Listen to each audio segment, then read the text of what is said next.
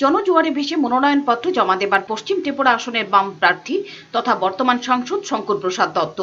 মানুষ সাড়াও দিয়েছেন দারুণভাবে। বুধবার সকালে মঠ চৌমুহনী শঙ্কর প্রসাদ দত্ত, সাথে ছিলেন বহু কর্মী সমর্থকরা। কথা বলেন গণদেবতাদের সঙ্গে। ভোট প্রচারকে ঘিরে গোটা এলাকায় তুমুল উৎসাহ উদ্দীপনা লক্ষ্য করা গেছে ভোটদাতা এবং কর্মী মহলে। বিগত দিনের অভিজ্ঞতার নিরিখে প্রতিটি ভোটারের সঙ্গে মত বিনিময় করেন বাম প্রার্থী তথা সাংসদ শঙ্কর প্রসাদ দত্ত। এদিকে এবারও জয়ের বিষয়ে যথেষ্ট আত্মবিশ্বাসী শঙ্কর প্রসাদ দত্ত। তার কথাতেও সেই প্রত্যয়ের ছাপ স্পষ্ট। তিনি জানালেন, বিগত এক বছরে রাজ্যের মানুষের দুর্বিষহ জীবনযাপন এবং কেন্দ্রের বিজেপি সরকারের শাসনে জনবিরোধী নীতির বিরুদ্ধে ঘুরে দাঁড়াতে চাইছেন মানুষ। সব মানুষই তো সাড়া দিচ্ছেন দারুণভাবে। যেটা দেখা যাচ্ছে যে মানুষের এই সময়ে জিজ্ঞেস করেছিলাম যারা দোকানি, যারা বিক্রি করছেন, কীরকম বিক্রি বলছেন, আগের মতো নেই।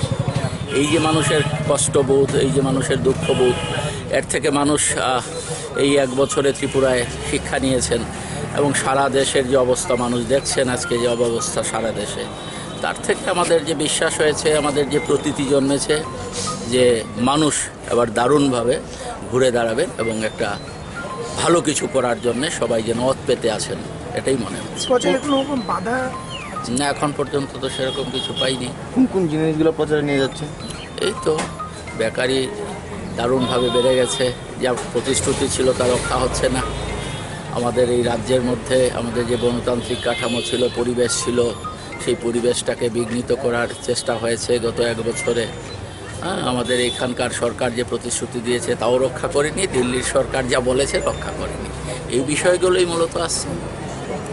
আর আমরা সেখানে ভালো কাজ মানুষের জন্যে, যখন বামপন্থীরা ছিলেন 61 জন সাংসদ নিয়ে, তখন পার্লামেন্টে আমরা দেখেছি যে সরকার, কংগ্রেস বহু বছর ছিল দিল্লিতে, তারা কিন্তু শ্রমিকদের, গরিবদের জন্য রেগা আইন পাশ করেনি। যখন বামপন্থীরা বেশি সংখ্যায় পার্লামেন্টে ছিল, তখনই সেখানে সে সরকারের উপর চাপ সৃষ্টি করতে সক্ষম হয়েছে এবং তার ফলে আজকে রেগা আইন চালু হয়েছে, বনাধিকার আইন চালু হয়েছে, তথ্যের অধিকার আইন চালু হয়েছে। বামপন্থীরা যত বেশি সংসদে যাবেন ততই আমাদের দেশের মানুষের মঙ্গল হবে, এটাই আমরা মনে করি, বিশ্বাস করি এবং তা প্রমাণিত। Pure Report, Channel Din Raat।